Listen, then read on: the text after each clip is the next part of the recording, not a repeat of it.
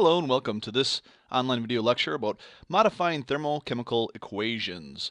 At the end of this lecture, you should be able to take a balanced thermochemical equation and modify it for either a different amount of reactants or products, or for it to occur in the opposite direction, and then predict how the number of moles of reactants and products will react and the amount of energy that is either absorbed or released by the reaction.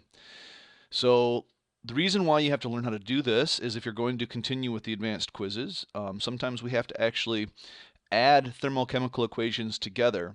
And when we do that, we have to have the equations going the right way and producing the right amount of products in order to add them together correctly.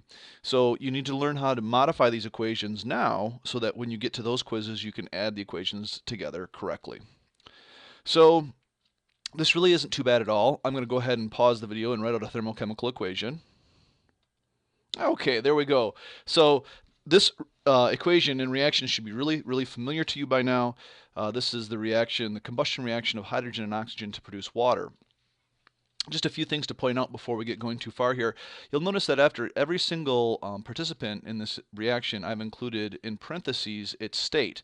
And for this specific reaction, they're all gases, the hydrogen gas, oxygen gas, and it reacts to make water vapor, so water gas. That's really important because different states of matter absorb and release different amounts of energy when they react and form. So it's important when we're doing these that we kind of keep the state in mind.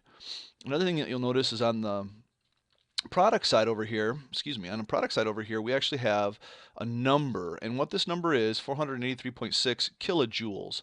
Kilojoules measures energy, so this is the amount of energy that's released when this reaction happens. You can tell that this energy is released because that's a positive number there and not a negative one.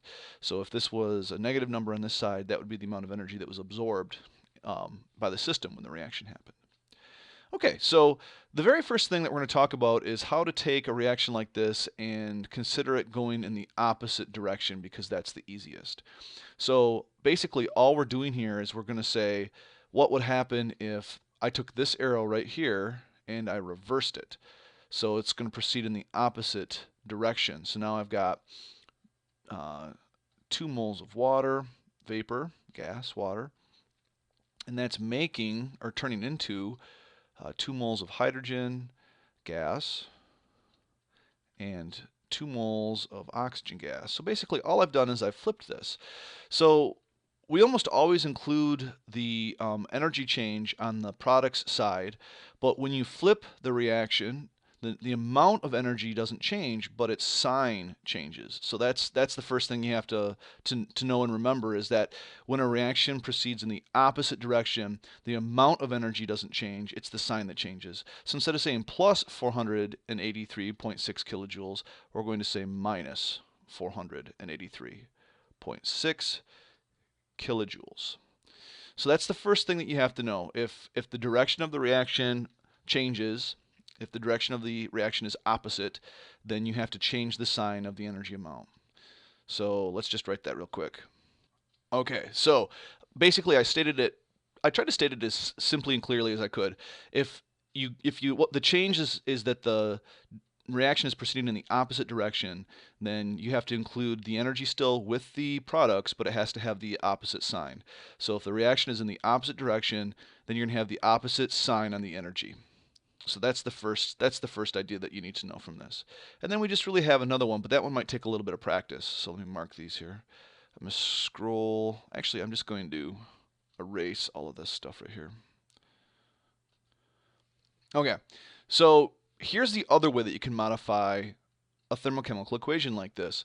Instead of just switching the sign, you can actually specify specific amounts. And this can be really simple, or it can be a little bit more complicated depending on the amounts that you want to have. So what I'm going to do is, right off the bat, I'm going to show you a way to handle probably the most complex situation that you're going to find, and then if you understand that, you'll be able to do pretty much any of this. So let's say that this reaction happens, but instead of making 2 moles of water, it makes 3. So it's the same reaction with 3 moles of water produced. So 3 moles of H2O produced.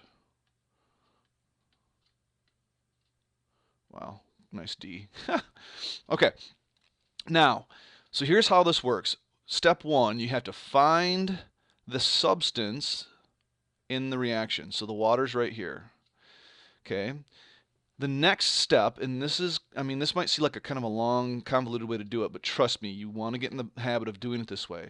The next step is to modify the reaction so that there's 1 mole of that. Okay? So how would you modify, if there's 2 moles of H2O and you want 1 mole of it, then obviously what you have to do is you have to divide that by 2. So the very first thing we're going to do is we're going to divide by 2.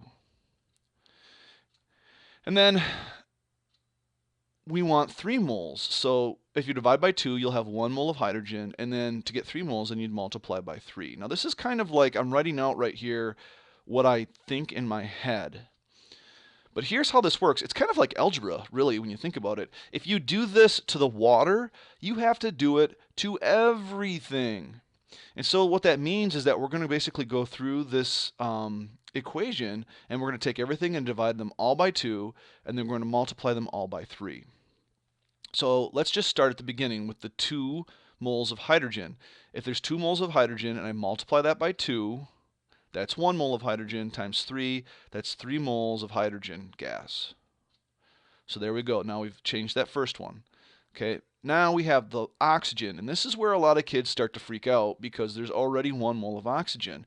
But the first thing we have to do is we have to divide it by 2.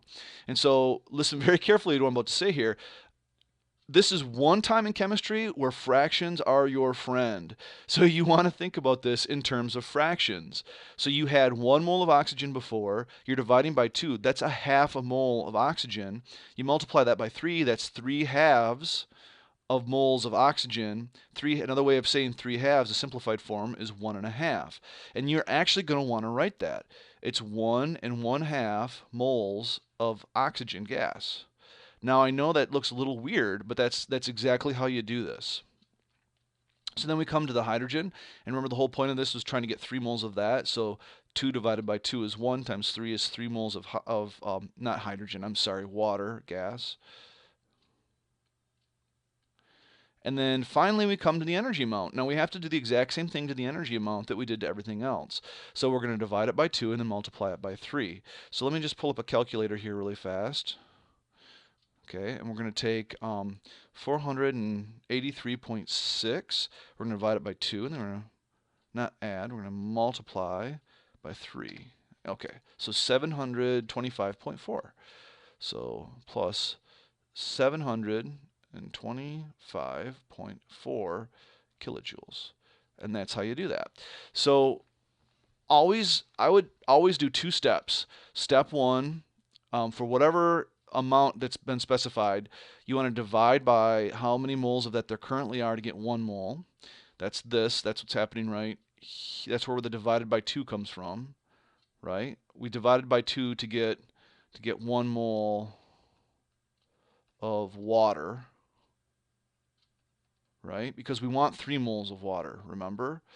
So we divide by 2 to get 1 mole of water, and then you have to multiply the 1 by whatever you want, and we want 3, so we're going to multiply by 3, and that will give us our 3 moles that we're looking for. So then we multiply by 3. And remember, if we do this to the water to get the amount of water that the question is asking for, or that we need to solve, later steps in the question, we have to do it to everything.